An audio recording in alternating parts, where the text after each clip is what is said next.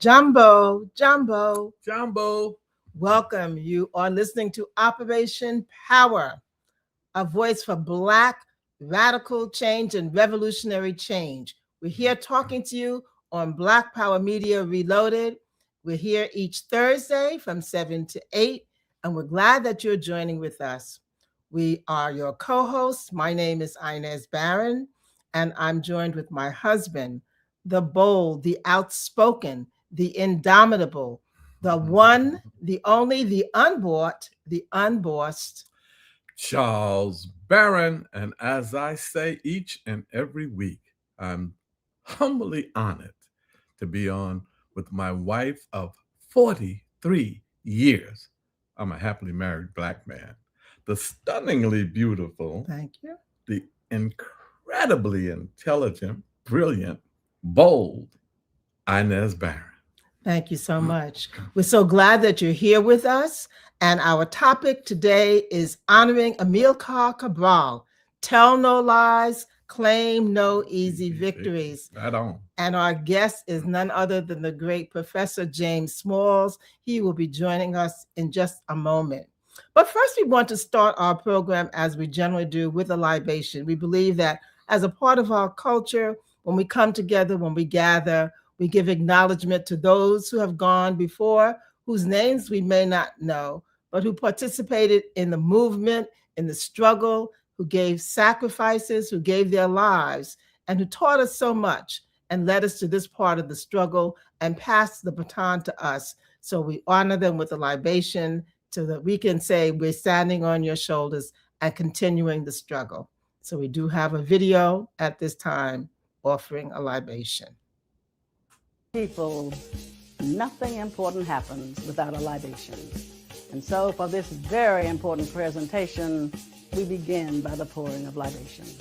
We pour libation first to our first ancestor, to that hidden one who, though hidden, manifests in all things as all things, that God-goddess idea in the universe by any and all names. To our first ancestor, we pour libation. Ashe. We pour libation too to our ancestors because they were the first people on this planet, mothers and fathers of all mankind, flashpoint of the human family. To those ancestors, we pour libation. Ashe. Pour libation too to our ancestors because they were the ones who first gave birth to the idea of civilization, knew we would need a form of governance, and they nurtured that idea along the Nile until it reached its zenith in Kemet. There they built these gigantic monuments as evidence of that great civilization, and they carved instructions on the walls of temples and tombs for us, so we would never forget. To those ancestors, we pour libation. Ashe.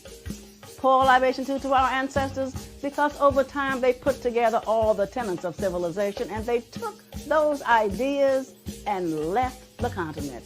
They were the people of the first Exodus. They left Africa and went all over the world and peopled the world. To those ancestors, we pour libation. Ashe.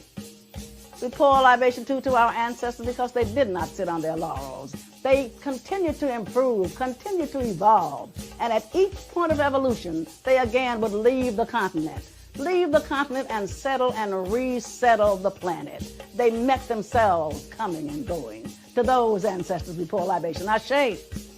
Pour libation too to those ancestors because over time, they found themselves the object of a forced exodus. When they were kidnapped, shackled, cargoed, shipped out of Africa and enslaved in diasporas around the world. To those ancestors, we pour libation. Ashe. Pour libation too to the ancestors left at home, the very young, the aged, the infirm, left to reinvent themselves, depleted of us, human resources. But they were enjoined by us in the diasporas, both objects of a global myopia that ruptured the soul of a people as it ravaged a continent. To those ancestors, we pour libation. Ashe. Pour libation too to those ancestors because over time they began to remember who and what they were. Because no matter where they had been dropped off, they still retained bits and pieces of who and what they were.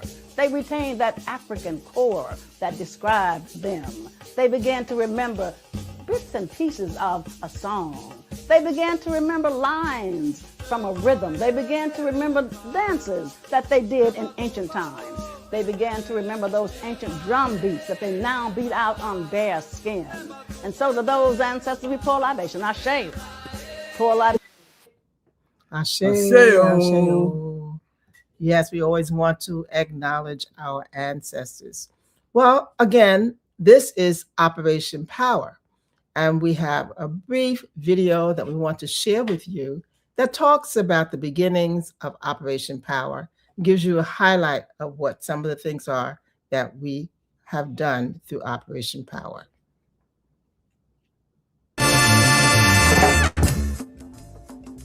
Operation Power stands for people organizing and working for empowerment and respect.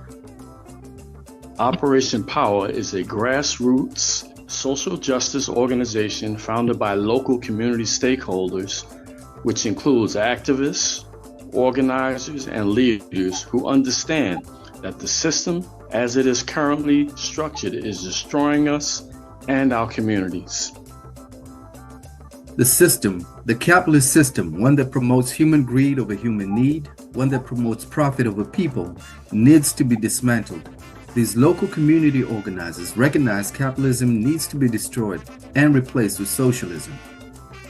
Operation Power was founded in 1997 with the understanding that uprooting capitalism needs to begin locally.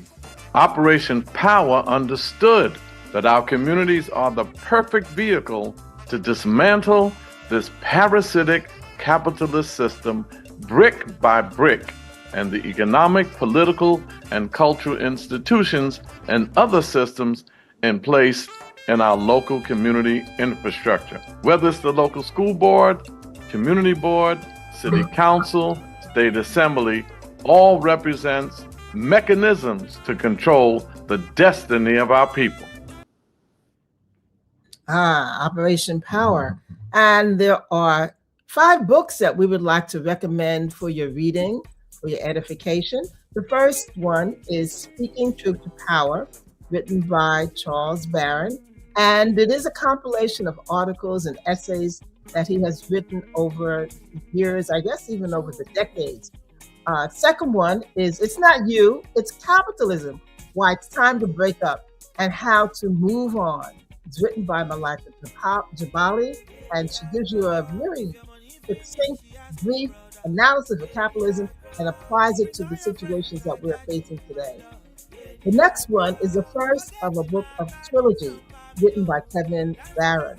And the title of the first book is called Black Rising. It is a novel, and it is a page turner. Once you get it, start it, won't put it down till you finish. The second in the trilogy is called Black Rising, Home and Abroad, and it follows the concepts and the situations that were presented in the first. And the third in the trilogy by Kevin Barron is called The Threat. We encourage you to get all of these books. You can get them online through Barnes and Nobles. Charles? Well, we're going to begin our program today, and we're so honored to be honoring Amilcar Cabral. On January 20th, 1973, Amilcar Cabral of Guinea-Bissau was assassinated, fighting for the liberation and the freedom of his people. He was assassinated in Conakry, Guinea. And I have to say this about Ahmed Sékou Touré, the president of Guinea, a revolutionary, a special brother. Not only did he embrace Amilcar Cabral and make sure that he had a place to launch his revolution in Guinea-Bissau, he also, once Kwame Nkrumah, Asajifo, the great Kwame Nkrumah of Ghana, when he was taken out of office, when he was out of the country, they had a coup d'etat that was funded by American imperialism and English imperialism. And he was taken out of office, so he couldn't go back home. Where did he go? To Guinea. And he became the co-president with Ahmed Sékou Touré. So we want to talk a little bit about Amilcar Cabral. He was a great visionary. He was a great revolutionary. He believed strongly in ideology guiding our revolutionary movements. You would never fly a plane that didn't have radar, so you wouldn't know where you were landing. So we have a clip today that we want, about 10, 12 minutes, that we want to give you some background information on this great revolutionary and why it is applicable and important for us at this time, because Guinea-Bissau was on the west coast of Africa. That's where Mali, Burkina Faso, and Niger, the revolutionaries of Sahel that are on the rise. But they didn't do that without the background information or the inspiration from people like Amilcar Cabral.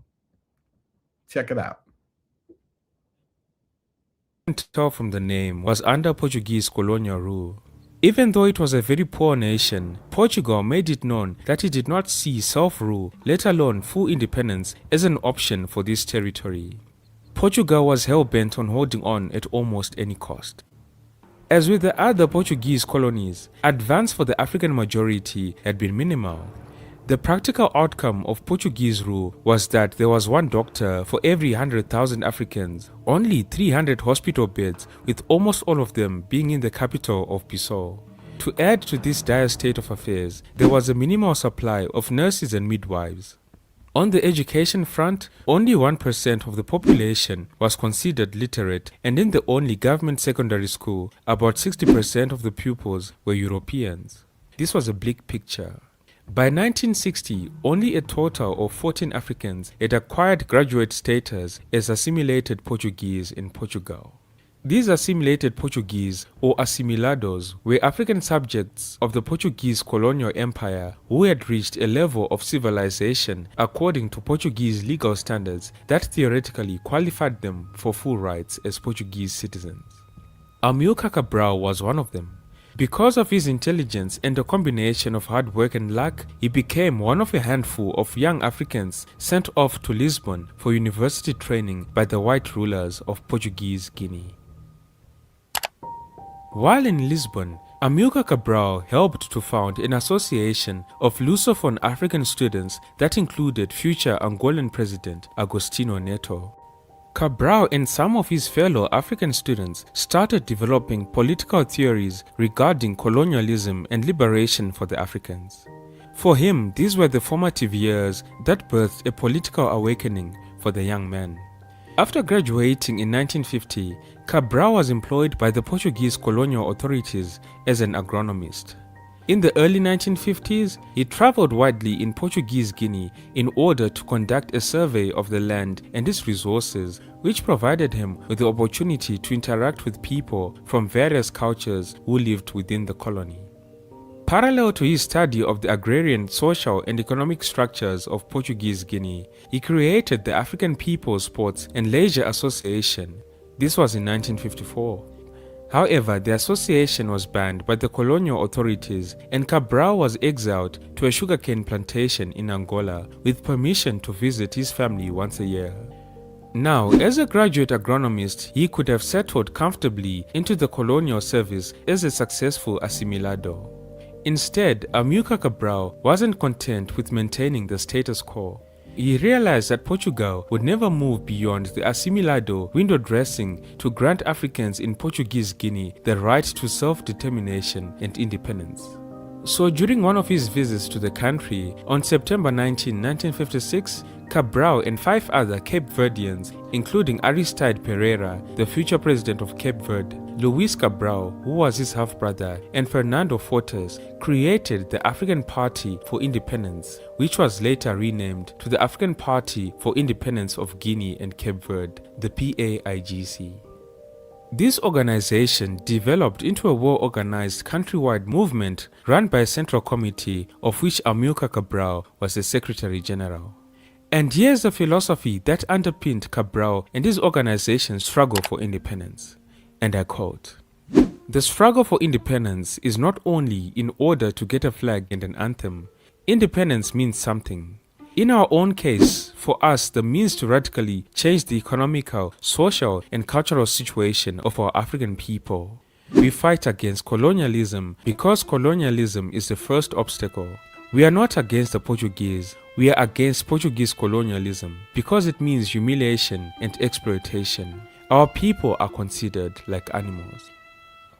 Well, given Portugal's rigid attitude towards its colonial empire, a violent uprising in Portuguese Guinea seemed inevitable. Amilcar Cabral's PAIGC was the organization that eventually launched and spearheaded an armed struggle to liberate Portuguese Guinea. In 1959, the workers of the port of Bissau gathered in a general uprising against the colonial government. A shootout ensued which resulted in the death of 58 civilians. This event surprised the leaders of the PAIGC, who had considered it possible to attain independence without armed conflict, as had been the case with the English and French colonies south of the Sahara. In turn, Amilcar Cabral returned to Bissau, and during a meeting held on September 19, 1959, the leaders of the PAIGC decided to engage the rural masses and start an armed offensive. The group led by Rafael Barbosa, Aristide Pereira, and Fernando Fortes remained in charge of expanding the influence of the party in the countryside, while the group with Cabral, Carlos Correia, and Francisco Mendes went to Conakry in neighboring Guinea to establish a party school. Here, Amilcar Cabral taught history, geography, and international relations, and at the same time engaged in intense diplomatic negotiations to obtain arms for the movement. However, the Portuguese would adamantly refuse a peaceful transition to independence. In 1960, with permission from Ghanaian President Kwame Nkrumah, Amilcar Cabral established military training camps in Ghana for the PAIGC guerrilla forces. Cabral and his organization's members emphasized Pan-Africanism and the importance of building a rural nationalist movement that could give rise to a stable independent state. By July 1961, guerrilla units started making raids against administrative and military targets in the northwest of the country, forcing the Portuguese to deploy troops to guard such targets.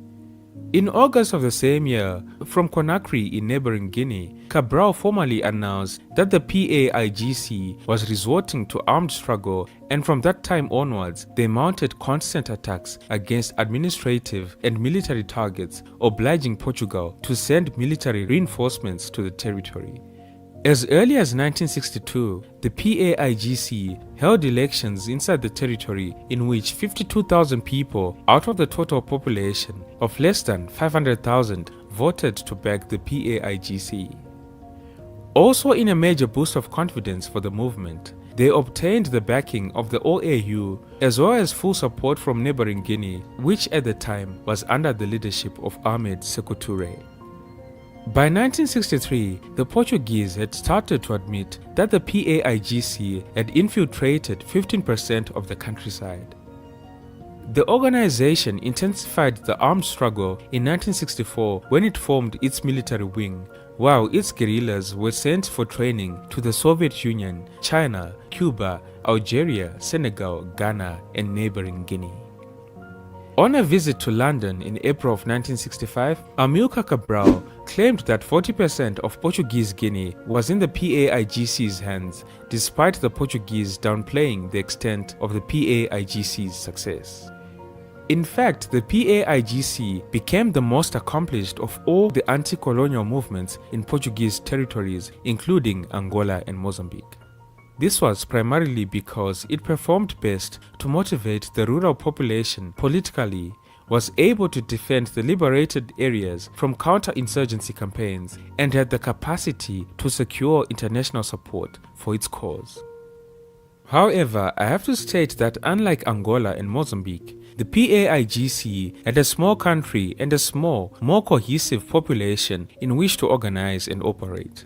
This made mobilization efforts way easier. Amilcar Cabral and the PAIGC's struggle wasn't all about taking arms against the enemy. They made it a point to improve the standards of living in the areas they liberated. To this end, they placed great emphasis upon education and established educational programs in all the liberated areas. During the years of 1965 to 1966, the PAIGC had established 127 primary schools operated by 191 newly trained teachers, and in the schools there were a total of 13,000 pupils. Some 50 young men and women were sent to Europe in 1967 for technical training in a variety of fields. Several printed books supplied by the PAIGC staff were available for use, and others were being prepared for publication. All of this was a considerable achievement for the liberation movement of such a small country while engaged in an all-out war. Meanwhile, Portugal's two island territories, the Cape Verde Islands and São Tomé and Príncipe, hadn't been involved in any actual liberation struggle as such. They were too small, and in the case of Cape Verde, too tightly controlled by the Portuguese, while São Tomé and Príncipe was a closed society entirely dependent upon a plantation economy. However, there were close ties between Cape Verde and Portuguese Guinea, and as the war in Portuguese Guinea intensified, Portuguese repression of nationalist activities in Cape Verde became more ruthless. Even so, the PAIGC enjoyed overwhelming support from the people of the islands to form an independent government with Guinea-Bissau. But the Portuguese were not going to go down without a fight. 1968 was a turning point in the war. Portuguese President Amilcar Cabral visited Portuguese Guinea in February of that year and insisted that the country would remain one of the sacred portions of national territory. In May of the same year, General Antonio de Spinola was made Governor General of the territory. As governor, General de Spinola declared that subversive war against the PAIGC would not be won by military force only, and so he launched a campaign for a better Guinea. In this regard, General de Spinola opened 160 schools in strategic villages and made promises to the opponents of the PAIGC. However, by 1969, the PAIGC claimed to control 2/3 of Guinea's area and 45% of the population. So General de Spinola was desperate to stabilize the military front for the Portuguese forces. This is why they undertook operations such as the attempt to assassinate Ahmed Sékou Touré, the then president of neighboring Guinea. This was in 1970. This attack occurred on 22 November 1970, and Guinea was subjected to a mini-invasion in an attempt to overthrow the regime of Sékou Touré. Over the 2 days of fighting, considerable damage was done to Conakry, the capital. Sékou Touré's presidential palace was destroyed, as were the headquarters of the PAIGC. But all of this did not kill the morale of Amilcar Cabral and his forces. By the end of the year, the PAIGC claimed to have killed 1,700 Portuguese soldiers, destroyed 200 military vehicles, 60 boats, 10 aircraft, and taken 24 prisoners. Only in 1971, after nearly 10 years of fighting, did Portugal finally admit that a state of war existed in Portuguese Guinea, by which time 30,000 Portuguese troops were facing 7,000 Guinean guerrillas.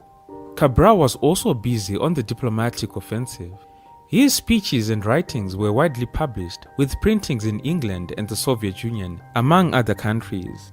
In 1970, Cabral and the PAIGC delegation were granted an audience with Pope Paul VI to garner support for the revolution. In 1972, Amilcar Cabral spoke at the 163rd session of the Security Council of the United Nations, asking for an observation delegation to assess the conflict between Portugal and the PAIGC forces. Cabral and his team were truly making great strides in their fight for independence. After significant military victories in 1972, Cabral began formal preparations for an independent Guinea. But as all of this was taking place, Amilcar Cabral always knew that he was a marked man. He knew his life was in constant danger. In an interview he had once given, he described a failed attempt on his life, and I quote, "The Portuguese tried to kill me even in Conakry. They sent troops to Conakry to invade the Republic of Guinea, and the elite of the Portuguese troops were ordered to attack my house. They destroyed part of my house, but fortunately, they did not kill my wife and my children." Well, on 20 January 1973, Amilcar Cabral, the PAIGC leader, was assassinated in Conakry in the Republic of Guinea. Cabral was shot dead outside his tree-shaded, two-storied house in Conakry. In this instance, a disgruntled former PAIGC rival by the name Inocencio Cani, together with another member of the PAIGC, shot and killed Amilcar Cabral on that fateful day. They were believed to be working with the Portuguese agents.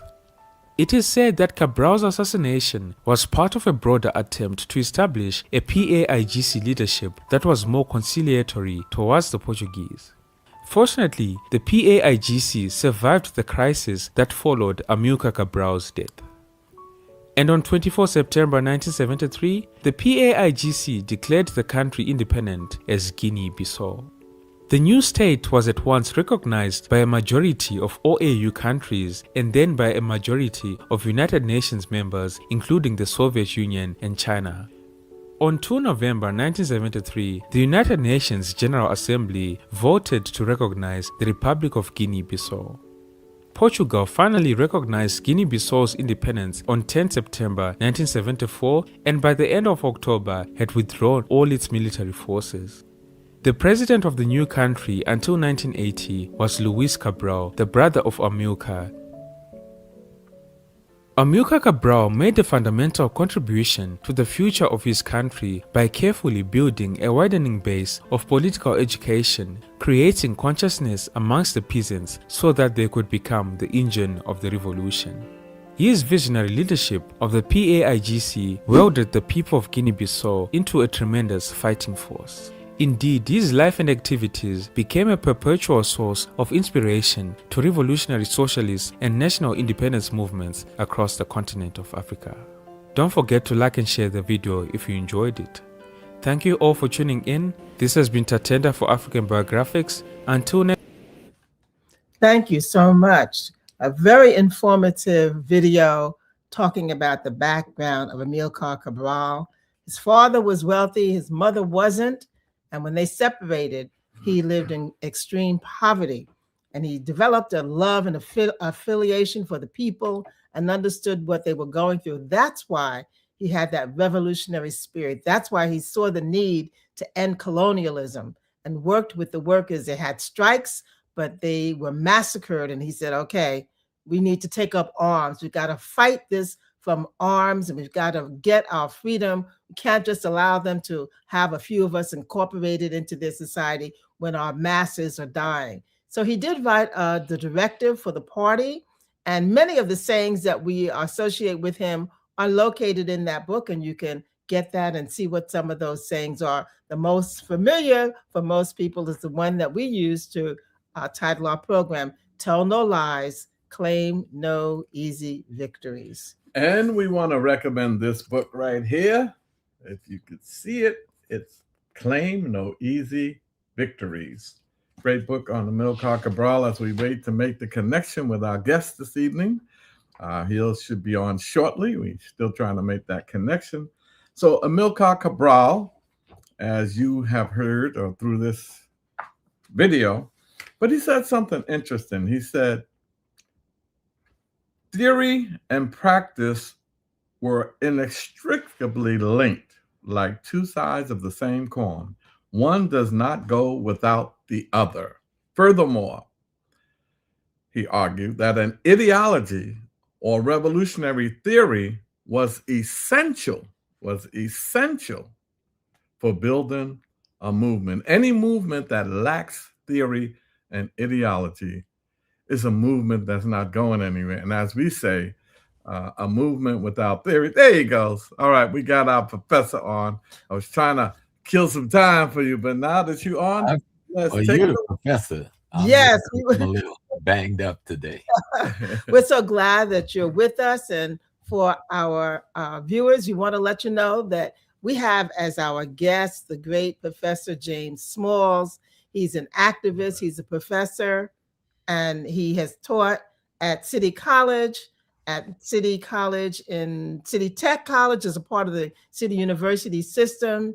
He holds degrees in African American history. He's also the vice president of the WADU, the World African Diaspora Union, and a past president of the Eastern Region of the Association for the Study of Classical African Civilizations.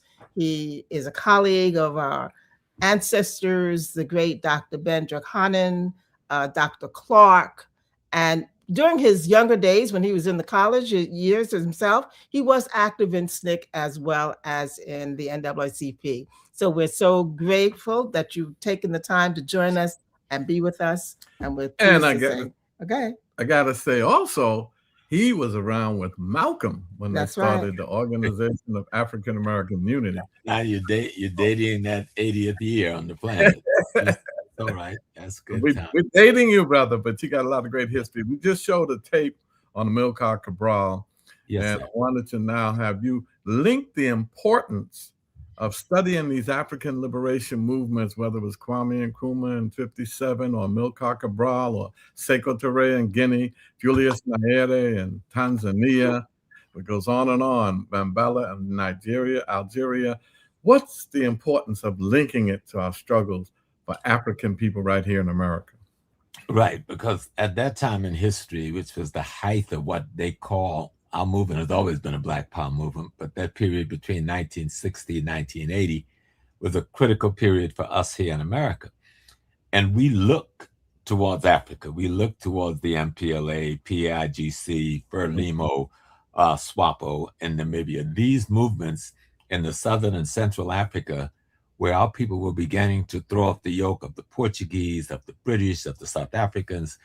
We were looking to them, but especially Cabral. He was always one of my favorite because the way he understood the nature of indigenous culture, right, theology, and he talked about that even when he went to visit Cuba. He thought it was so essential because he saw that element in Cuba, and he thought that was the very thing that would allow Cuba not to be defeated. And he was right. Here we stand, and Cuba still is. And what he was clear about was that you had to develop ideology. He was clear that you had to develop ideology with a view of the people's value system, meaning the people's culture. And I think he said a few times in a number of his speeches that imperialism will only succeed if it can destroy the culture of the people, because the culture carries a certain aspect of the people's ability to organize around their own interests. And when you took those things away from a people by bringing in your religion, your culture, your educational system, then you would have really conquered the people. Because the physical conquest is one thing. You can do that, but the guerrilla warfare, which was proven in Africa, will continue. Because the people still have their consciousness. They still have a sense of their human beingness. They still have a sense of how they want to structure society. Because, as you always had me say, at the end of the day, we're trying to maintain food, clothing, shelter, safety, security for ourselves, our family, and our greater people. Well, there are methodologies to doing this. And Africa always had a system that dealt with communal, collective, and cooperative. What we structure now in the international phrase socialism. That was always our structure. And any part of Africa you study, any culture you study, that was the foundation political ideology. And he understood that you had to link what we call culture. And I want people to understand when I say culture, I'm not talking about dancing and singing and drumming. Those are tools of culture. Culture is the idea of how you organize a society in the best interest of the people. Those rules, proven regulations, proven understandings of your environment, your ecology, your social ecology as well as your physical ecology. And so culture explains how you keep that together, how you keep the unity. And the tools, the dancing and the singing, simply keeps you reminded of that, keeps you informed of that. That was the educational instrument that keeps you informed of the culture, which is your primary educational system of how to maintain a social order that no one else could overthrow. So I think that's my best sense of culture. That's incredible. Now, let me ask you this. Mao Tse-tung said it. Kwame Nkrumah said it. Theory must be connected to practice. Absolutely. You can't have no theory and a whole other intellectualism and no practice. Right. You're all over the place. You can't have no We got practice. a lot of that going on. Right. Yes, right. So maybe you can, like, in our struggle here and now, our challenge is finding a revolutionary ideology and theory that we could connect to movements against police brutality, movements for jobs, movements for stopping, housing, gentrification, deed theft. See, all of those issues are important. Right. They have to be connected right. to reality. And one thing Cabral said, he was very clear on that subject. He said, practice leads to theory. There you go. Practice leads to theory. If you're not fighting, if you're not struggling against oppression, how would you come up with any ideas of how to defeat the instruments of oppression? And in our community, all of the things you've named, the police brutality, the bad housing, the negative educational system that's not preparing our children for even the basics and survival tools that they need to go forth in the world. The misuse of our vote, even when we get in the system. Both of you were in the system. You saw many people we voted for, and that's the last time we saw them. That's the next election day. And no reporting back, no results from. So how do we learn to study our environment? Let me put it like this. I live in Harlem. I must know how it is politically structured. Mm-hmm. Where's the housing board? Where is the school boards? How do you get elected to the school boards? How do you get on the land distribution committee? How do we do petitioning to get on a ballot? We must learn the election laws. These are basic tools of resistance in the environment you find yourself in. And if you don't learn to use these tools, you use them very well. So you saw it was absolutely necessary. If you don't learn to use those tools, how are you going to get command of the environment you're in? Understanding and studying some basic stuff. We used to do it back in the 70s and 60s, and it was called mapping your community. That means going down certain blocks, who owned the building, what's the block and lot number, what does block and lot numbers mean, what kind of business is in that building, and on, who owns the business in that building, who owns the housing our people are living in, so that we know on every block whether we were being colonized or imperialized or both at the same time, or whether we had some interest in that block we needed to expand upon. And so that kind of work, and our people, I don't see them doing that anymore. They don't even know the environment they're living in. That's right. Who runs the not-for-profit. When we want political gain, in come this plethora of not-for-profits with our face up front, but owned by people downtown. That's right. And so how do we learn to understand these instruments, the political instruments in our community, so we can know who to fight against and what to fight against? Otherwise, we fight against the wrong people sometimes. And I see it all the time. And so knowing your environment, studying your environment, mastering your environment, because you can determine then what tools do I need to change my environment? Which is the bottom line. And he spoke about that straight up in a lot of his speeches. Oh, yeah. One of the things that we learned from the African liberation movement in the 60s, I really have to give a lot of credit to my party, the Black Panther Party. Yes, sir. The Black Panther newspaper, there was a section on internationalism. So every newspaper of the Black Panther Party that came out, they talked about the struggle in Angola. They talked about the struggle in Mozambique. Matter of fact, Huey Newton wanted to send some Panthers to Vietnam to help the Vietnamese. We raised monies over here, working with Alumbe and Stoney and others. We were raising funds and sending to help SWAPO. I think about 50 SWAPO students in City College because the UN kicked them off their program. I brought them to City and gave them all full scholarships. Wow. One thing, they had to sign an agreement to return to Namibia upon graduation. Right? So we were doing the things we could do, and Alumbe at that Alumbe Brath with the Patrice Lumumba Coalition, he was our mental, historical, political, ideological guide That's on the right. liberation struggles in Africa. You know, That's right. so yeah, Brought and Thomas Sankara to Harlem, Sam Njomo from SWAPO. yes, yes, They really connected us with the continent, and they respected him highly. They had oh, high absolutely. for Um, Bombay a, Bryant. a friend of mine sent me a photo last year. She had gone from Ethiopia to Namibia, and she was visiting with Nyomo and told him about the history that I recounted to her. So he sent the picture with her over. So I thought, oh, Wow.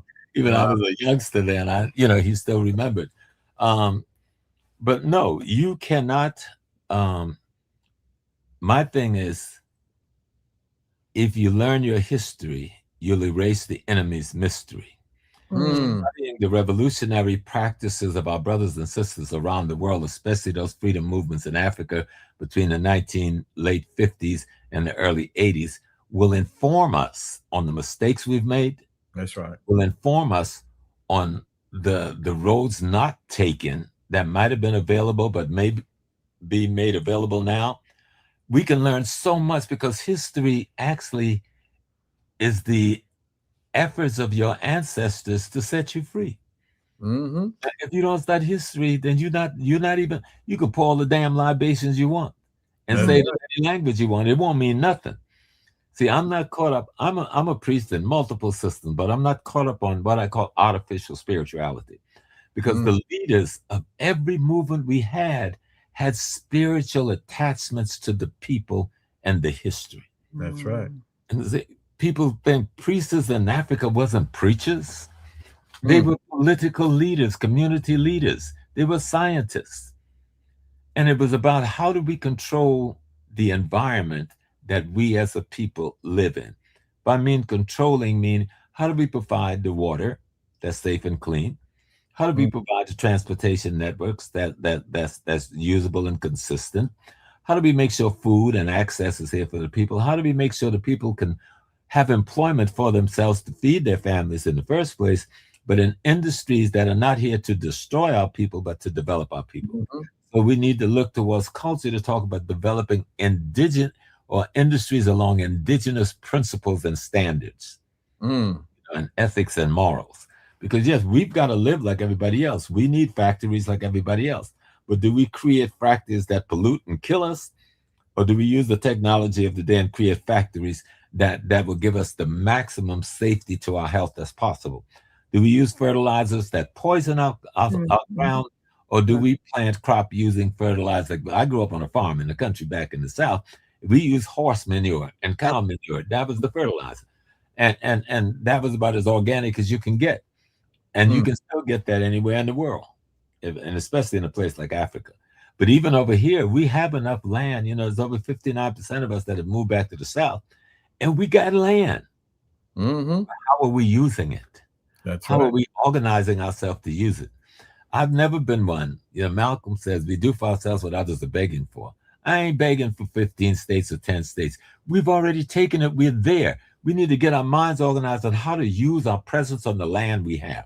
Mm. I don't need your permission for me in Alabama to have a connection and relationship with the brothers and the farmers in Mississippi. I Mm-hmm. don't need your permission if I'm in Florida to be connected with the brothers and sisters in Georgia, Alabama, and Arkansas, economically, politically, and culturally. But we must have some sort of a theoretical framework that we put together based on some kind of economic outcome projection that will allow us to take care of ourselves. If we use certain terms, you get attacked too often. You say communism or socialism, everybody comes with the guns. Right. Let's use new terms, Yeah. communal, collective, cooperative efforts that Mm-hmm. is in the history of Africa going throughout its existence. That's Then right. we use those terms. That's Because right. we did that in the South before. When we were in the South, we didn't just stand around saying, "Whoa, unto me, Martha is beating me." I got my first weapon at 14 Mm. as a birthday present. And you know why they gave it to me, right? It was a 22 pump. My Mm. last weapon was my 16th birthday, a two-shot Derringer. But now I'm going to town. I got to hitchhike to get back home from high school. So Mm. they knew exactly what you needed. And it saved my life one night when I got jumped by about 20, 30, 40 white folks. And I had to run and spend the night in the marsh. I had 2 shots. I fired one in the air, but they didn't know I had only one shot. In that marsh, and I escaped in the morning. Mm. You know, so our people understood at one point before we decided to buy into someone else's socialization process. They called it integration. Mm-hmm. The socialization process. And I remember I went out, and I've been going for years. For the last 20 years, I've been back and forth to Tulsa with the brothers and sisters out there, because a lot of that movement was led by the Yoruba brothers and sisters. Oh, okay. So now, since that president went out there, everybody's running in the street. But once it was just us, and people looked at us like we were strange, marching through the streets. Right. But the one thing the brothers and sisters told me, I said, well, after everything got destroyed, because there were so many cases, the people didn't give up. They went to court immediately, and some of the cases went before the Supreme Court. They fought back. Even after they burnt everything down, killed the brothers and sisters, ran them out of town, they didn't run. They came back to claim what was theirs. They rebuilt Greenwood. They sure did. And before. Sure did. Integration killed Greenwood more deadly than the bombs from the plane. That's correct. When they showed me that, I understood that from reading what's this? He did the Quest of the Negro Intellectual, Harold Cruz. Harold Cruz. But the book everybody missed, that was a nice book. But the one they really missed is called Plural but Equal, where he does an analysis I have that. of the civil rights movement, its losses and its gain. And it's fantastic. But, they suppressed that piece of literature. Just like, there's 2 books, Unity and Struggle, and Return to the Source by Amilcar Cabral. Yeah, Return to the Source. That's correct. We need to get into those books. Because this man, he started this movement, in 1950-something when he came back home as a youngster. That's right. Just out of college in Portugal. So he learned a lot from living over there in their metropolitan, see how colonialism worked, coming back home to Cape Verde and Guinea-Bissau, and putting into practice over all those decades before they assassinated him, and I think that's 1973. Correct. The first leader of Frelimo, they assassinated him in 1970. And that's been the MO, to track down that brain power, that ideological consciousness person, and remove them. We saw with Patrice Lumumba at the beginning of the process, Congo. And that's still, we saw what they did to Mugabe. They didn't do it, they couldn't do it physically, but they did it physically. Right, that's right. With the money, with the sanctions, and destroying the effort to really bring the country forward. And the 6th thing was our people not understanding revolution supported the Western sanctions against the man that showed them how revolution works. That's right. You talking about Congressman Gregory Meeks, you said? Is that what you said? Yeah. He's one of them. He's one of them. And so have no understanding of the freedom process of African people. I hear people now attacking Pan-Africanism like some organ.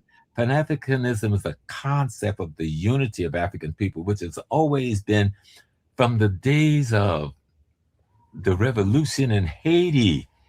Right. This is a concept that was made into a living concept by Dessalines. He sent Haitian money, Haitian guns, and Haitian personnel all through Central and South America to fight for freedom. He invited African Americans to come to Haiti, and thousands of us went to Haiti. Now, some came back because it was a little rough, but most of us stayed in Haiti, and some went on to Dominican Republic. Pan-Africanism have always been a theme. Before Du Bois, before Garvey, Pan-Africanism was a theme that ran through our community. And when we watch the struggle in West Africa, East Africa, Central Africa, because I think it was, I forgot the brother name who was the leader of Frelimo, before our brother who got killed in the plane. Remember, I'm kind of aged and I'm getting on this terrible cold. Before Samori took over, it was brother Mandelain. And he was assassinated around 1970. But Cabral was there speaking at his funeral in 1970. And so all those movements was linked together.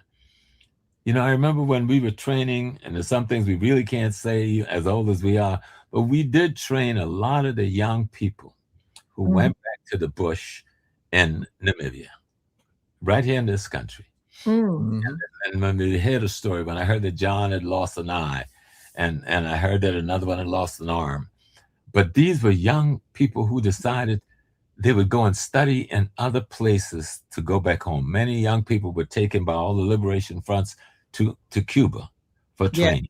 That's right. To go to school to be physicians and agronomists and other things. So when the revolution was over, they could come back home. All of this stuff was linked up. Frelimo was linked up to PAIGC. PAIGC was linked up to MPLA. MPLA was linked up to SWAPO.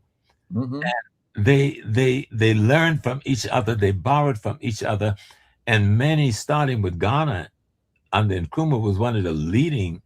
That's right. For supporting the revolutionary movements all over that continent. Two things I want you to address, Dr. Small.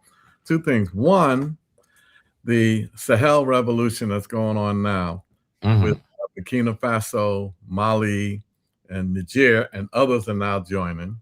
And then there's BRICS, Brazil, Russia, India, China, South Africa, and 20 other countries. The American empire is on the decline. The dollar is on the decline. The importance of currency in these battles, how important is currency? And then finally, that comes all the way from carving up Africa with the Berlin Conference, and then the Bandung Conference in 1955, and now see these African countries rising up. Now, the currency is very important. This business that just happened in Venezuela, the kidnapping of the president and his wife, and the invading of that nation and the attack on that nation had more to do with currency than anything. Yes. Because that the President Maduro had taken Venezuela off of the dollar. Correct. He was shifting to the yen. Yep. Okay. And they lost their minds down in D.C. And so they went and said, well, we got to take control of the oil completely. Now, they're talking, and just to give people a little bit of history, even though my capacity right now, I got a terrible cold. One of my nostrils stuffed up with cotton, but I had to be on the show tonight. Appreciate you. Until Chavez came into Venezuela, there had not been a democratic government in Venezuela. They had all been dictators put in by America and Britain. That's correct. All of them. Chavez represents the revolutionary 3 or 180 to a democratic society. And Maduro was a continuation of that. So they were not fighting against dictators. They were fighting against the people who brought the democracy so that they can reinstall the dictators. And that's what the history shows. And steel, the mineral resources, oil being the primary. It is the largest oil resource in the world. But what people don't know, that's not the largest oil resource in the world. You know where the largest is located? Off the coast of Haiti, and they won't allow Haiti to drill for it. Wow. It says it's America's oil. All right. There's enough oil off of the coast of Haiti. Everybody in Haiti would be a millionaire tomorrow if they're allowed to dig for their own oil. America won't allow it. They're keeping it as their reserve. So they murdered Gaddafi when he made the move from the dollar to the gold standard in Africa. Right. And they've done that to a few others. They understand the dollar, it's nothing but paper. They can't back their own money because they don't have the natural resources to do it. So they can't allow anybody who have natural resources to shift. But the shift is taking place anyway, and they can't stop it. And so they're trying to, with that little piece they did in the Congo, the war is still going on. They didn't change M23 and the other kinds of stuff. He played a game, and people signed over natural resources to America. They've been low-key about how much was signed over to them. He said it up front. I'm going to do this, and y'all going to give me the raw materials we want. That's right. And they're looking at these 50-year, 100-year kind of contracts. And this is what this dude, he's acting like a buffoon, but we got to remember, we let George Bush play us too, acting the buffoon. Right. Now, the buffoon's got a plan. Mm-hmm. And this buffoon's got bosses. All right. Mm-hmm. And the buffoon's plan is to capture as much of the world natural resources as possible and lock it in for America so they can have something to back their currency, because right now they have nothing to back that currency. That's it. You know, when Gaddafi did the dinar, which was backed by gold, and now BRICS group is talking about the unit, which will be backed by the gold, 40% by gold and 60% by the yuan, the Chinese currency, and the ruble from Russia, and the real from India, and the rand from South Africa. So they're going to use their own regional currencies right to deal with this now, and that's causing a big headache. Right, and that's why they're trying to steal as much mineral resources. That's what that thing with Greenland about. It ain't got nothing to do with no national defense. Mineral resources. Okay, they want the mineral resources, and they're not willing to pay for it. So they're coming like gangsters, like the British parliamentarian said today. He's bringing this gangster shit up over here. He was very clear about it. This is straight up gangster stuff, right? If you remember President Magufuli from Tanzania, he died from a mythical heart attack and COVID a few years ago. But he took the gold of Tanzania, all of the processing from Britain, and brought it to Tanzania. And then he sued Britain for billions of dollars of gold that was being stolen through the years, and he won. And he reinvested into the infrastructure of Tanzania. Now they got a lady there. I don't know how she had to be president. This sister from Zanzibar, but she's nowhere near Magufuli was in understanding imperialism. But they took that young brother out. I think he was 50-something years old. 3 years ago when he died from this mythical heart attack. And it's because that threatened, again, the currency of Britain, because now when Africa starts saying, no, we're going to process our gold in our country. That's right. We're going to process our manganese in our country. We're going to process, you want the cobalt, you could have some cobalt, but we process it here. We employ our people. We build factory for our people. We build industry for our people. That gives Africa an economic foundation with something to back it that they've never had since the colonial periods following the Berlin Conference. That's right. And so I think it's, I used to like a song Swapper used to sing, it's called We're Going to Win. We've won, but we've got to be careful not to lose the victory, right? We've won. We need to make sure that what's happening in the Sahel can be sustained. That's it. Push other nations to come and join that block, where you take those people in Burkina Faso, just to take one state. It shows how we can go from 1 year not able to feed ourselves and 2 years having surplus plus feeding ourselves. There you go. That's extraordinary. But I remember one occasion where the government gave away 2,000 tractors to the farmers. Went on the streets of Burkina Faso and told them, young brothers, you get a choice. You can stay on the street and end up going to jail, or you can get on these buses and we go on to the farms. And many of them took that bus to the farms, and I'm happy that they did it. You know, well, you know, there's never enough time. You know, we run out of time. We got about a minute left. Any closing remarks you want to make for the minute? You've been awesome, and we're tying this all to our liberation here in America. I'm just trying to be an African man, you know, just trying to be an African man, and the responsibility on the African man and their women is to fight for freedom until we win. And that's the only option we got. That's what it said, freedom or death. That's it. And so I tell my people that it's freedom or death. We have no other options. That's right. That's right. We have no other options. Freedom or death. Well, brothers and sisters, we thank you for tuning in. And we say every week that this is the place to be, to get the information. And if you want some newspapers to read The Burning Spear of the African People's Socialist Party. Read The Nation of Islam's Final Call. They got international news about revolutions, and get the information that's going to lead you to be a revolutionary and fighting for the liberation of our people. So we say every week, the truth shall set you free. And Absolutely. power is the great equalizer. Black power. Black power. Power to the people.